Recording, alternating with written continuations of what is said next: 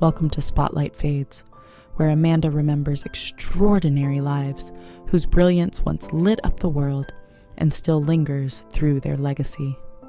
This channel pays tribute to beloved figures from film, music, television, and culture, honoring their journeys, their influence, and the memories they left behind. Through each story, their light continues to live on and inspire. Marclair Costello was born on the 3rd of February 1936 in Peoria, Illinois, USA. She grew up during a time when American entertainment was rapidly changing, with television emerging as a major cultural force. From an early age, she showed a strong interest in storytelling and performance, which eventually guided her toward acting. Training and stage work. She trained in acting and became associated with the Actors Studio in New York City, where she developed a performance style focused on emotional truth and realism. This foundation led her first into theater, where she built her skills and earned respect for her thoughtful and disciplined approach to performance. Television and film career Costello became widely known for her role in The Waltons, where she played Rosemary Hunter Fordwick, bringing warmth and depth to the series. She also starred in The Fitzpatricks and appeared in popular shows such as Murder, She Wrote, and Chicago Hope. In film, she took on diverse roles in projects including Let's Scare Jessica to Death, Ordinary People, and Buckaroo Banzai across the Eighth Dimension, showing her range across different genres. Teaching in later life. Later in her career, she moved into teaching acting, including work at Loyola Marymount University. She focused on emotional honesty and character development, influencing many students through her experience and guidance. Passing and legacy Marclair Costello passed away in New York City at the age of 90. She is remembered for a steady and respected career built on craft rather than fame, leaving behind a legacy of thoughtful performances and dedicated teaching in the world of acting. Isabel Crook was born on December 15th, 1915, and lived through some of the most significant transformations of modern China. From early on, she developed a strong interest in anthropology and education, which later shaped her lifelong dedication to understanding people, culture, and social change.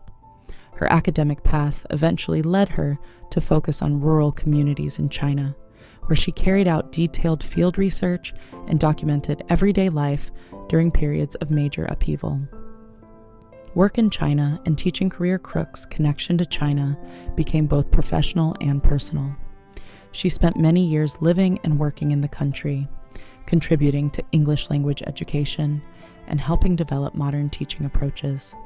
As a professor at Beijing Foreign Studies University, she played an important role in training generations of students, encouraging cross-cultural understanding and communication. Her work often reflected deep respect for the communities she studied. Challenges and life experience. Throughout her long life, she witnessed war, revolution, and political change firsthand. At times, she also faced serious personal challenges, including periods of imprisonment during political tensions. Despite this, she remained committed to education and continued her work whenever possible, showing resilience and persistence. Legacy and passing Isabel Crook passed away at the age of 107, with no widely reported specific cause beyond natural causes associated with advanced age. Her legacy endures through her contributions to anthropology, education, and cultural exchange, leaving behind a lasting example of dedication and cross-cultural understanding. Herby Maro was born on July 19, 1968, in Haiti, before moving to Montreal during his childhood. This early experience of migration and cultural transition played an important role in shaping his identity and perspective. He grew up carrying a strong sense of cultural richness that later influenced the way he approached storytelling and media work. Education and early career Maro studied journalism in Lille, where he developed the foundation for his career in media. After completing his studies, he began working in television production in Montreal. One of his early roles was as a production assistant on Sortir, a position that introduced him to the inner workings of television and helped him build long-term professional relationships in the industry. Television work and public recognition. Over time, Maro moved from behind-the-scenes roles into on-screen presenting. He became widely known for hosting entertainment and cultural segments, including coverage related to major Canadian television programs. His presence on television made him a familiar figure to audiences, particularly through his work on TVA, where he helped bring entertainment news and cultural stories into everyday viewing. Digital innovation and later work. In 2009, Maro expanded into digital media by launching his own platform, reflecting his interest in evolving forms of storytelling and independent content creation. This step highlighted his willingness to adapt to changing media landscapes and explore new ways of connecting with audiences. Passing and legacy Herby Maro passed away at the age of 56 after a period of illness. His death was widely felt among viewers and colleagues who had followed his work over the years. He is remembered for his passion for media, his approachable on-screen presence, and his contribution to Canadian cultural journalism. Justice often involves difficult choices where there is no perfect outcome. One common way to explore this is through thought experiments that test how people think about right and wrong when lives are at stake. These scenarios help highlight the tension between outcomes and moral responsibility. The trolley problem. In this situation, a runaway trolley is headed toward 5 workers, and the only way to change its path is by switching it onto another track where one person stands. This creates a conflict between saving more lives or directly causing harm to one individual. People are often divided. Some focus on minimizing total loss, while others feel uncomfortable actively choosing harm. The bridge dilemma. A similar but more personal scenario involves stopping the trolley by pushing a person from a bridge. Even though it would save 5 lives, most people reject this option. The emotional weight of direct physical action plays a strong role in moral judgment, showing that intent and involvement matter as much as outcomes. Medical and survival ethics. Similar questions appear in medical ethics, where decisions may involve prioritizing patients or considering extreme trade-offs. A historical survival case also raises questions about desperation and whether extreme circumstances can justify harmful actions. Moral theories and reflection. These dilemmas are often explained through different ethical views. One focuses on maximizing overall good, while another argues that certain actions are always wrong, regardless of results. Together, they show that justice is complex, shaped by both consequences and moral principles. Dave Mason, born David Thomas Mason on May 10, 1946 in Worcester, developed an early passion for music shaped by blues, jazz, and emerging rock sounds. As a young guitarist and songwriter, he quickly stood out for his expressive playing style and his ability to blend emotion with technical skill, setting the stage for a significant musical career. Traffic and breakthrough success. In the late 1960s, Mason became a founding member of Traffic alongside Steve Winwood, Jim Capaldi, and Chris Wood. The band became known for its experimental mix of rock, folk, and jazz influences. Mason contributed to some of their most memorable songs, including Hole in My Shoe and Feelin' All Right, the latter becoming a widely covered classic that secured his place in rock history. Solo career and collaborations. After leaving Traffic, Mason built a respected solo career, producing songs such as We Just Disagree. He also worked with major figures in music, including Jimi Hendrix, Eric Clapton, Paul McCartney, and George Harrison. These collaborations highlighted his versatility and earned him lasting respect across the industry. Later years and legacy. In his later life, health challenges affected his ability to tour, leading to retirement from live performances. He spent his final years peacefully at home. Dave Mason passed away at the age of 79, leaving behind a legacy built on creativity, collaboration, and timeless contributions to rock music that continue to influence generations of listeners. Ellen DeGeneres was born in 1958 in Metairie, Louisiana, a suburban environment shaped by tradition, quiet expectations, and a strong sense of social conformity. Her childhood appeared ordinary on the surface, marked by school routines, family life, and the gentle rhythms of Southern living. Her father worked in insurance, while her mother created a warm home atmosphere that gave Ellen early comfort and stability. Yet beneath this normality was a sensitivity that made her highly observant of people and their emotions. Even as a child, she showed an instinct for humor, often using light jokes and playful behavior to navigate awkward or tense situations. This early ability to read emotional environments would later become central to her comedy style. While nothing in her early years suggested fame, the foundation of her personality was being formed quietly in a place where standing out was not encouraged, but blending in was expected and reinforced. Family changes and emotional foundations. When Ellen was 13, her parents divorced, a turning point that changed the emotional structure of her life.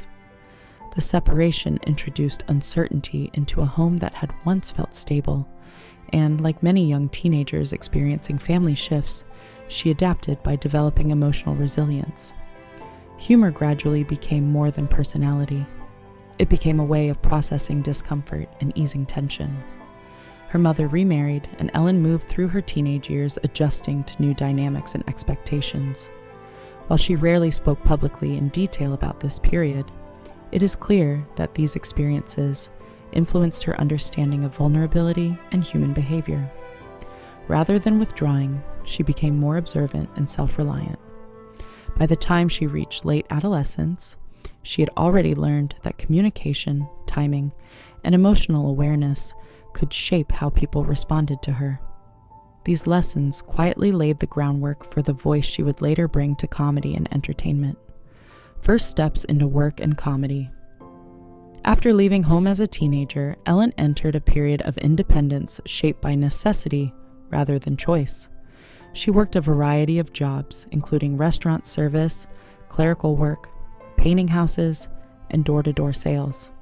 These roles exposed her to different types of people and environments, each requiring adaptability and emotional intelligence. During this time, she also began performing stand-up comedy in small venues. Her early routines were observational, focusing on everyday life rather than shock or aggression. She developed a calm, conversational style that distinguished her from many comedians of the era. Performing in small clubs gave her immediate feedback from audiences, teaching her timing, confidence, and resilience. Although success was not immediate, she continued refining her material and presence. These early experiences were not glamorous, but they were essential in shaping her ability to connect with audiences in a natural, relatable way. Breakthrough in stand-up and national attention, Ellen's career began gaining momentum in the early 1980s as she became recognized within the stand-up circuit. Her breakthrough came when she was named Funniest Person in America by Showtime, a recognition that helped elevate her visibility in the entertainment industry. Her comedic style stood out for its warmth and subtle observational humor, avoiding harshness in favor of relatability.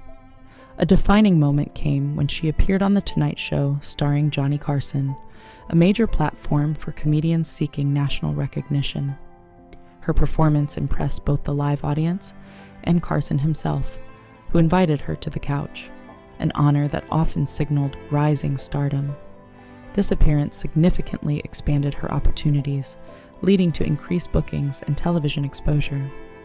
While the industry remained competitive, Ellen's unique voice and approachable humor allowed her to build a steady career foundation that would later transition into acting and television hosting. Sitcom success and growing popularity. By the mid-1990s, Ellen transitioned into television acting with the sitcom initially known as These Friends of Mine, later renamed Ellen. The show centered around a relatable, humorous character that reflected her comedic sensibility. It quickly gained popularity for its light tone, everyday storytelling, and Ellen's natural performance style.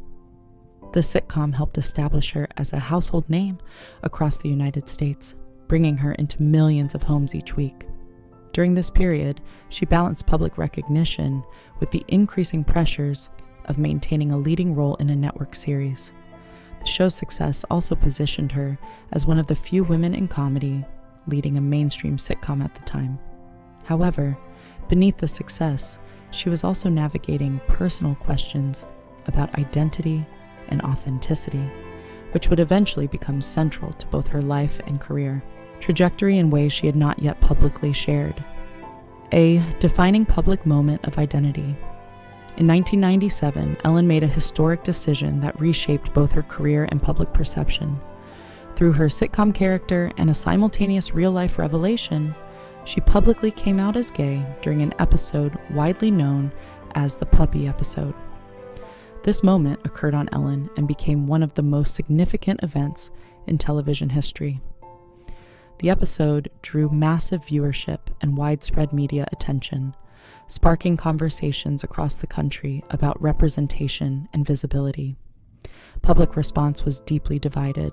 Many praised her courage, while others reacted with discomfort or resistance, reflecting the cultural climate of the time.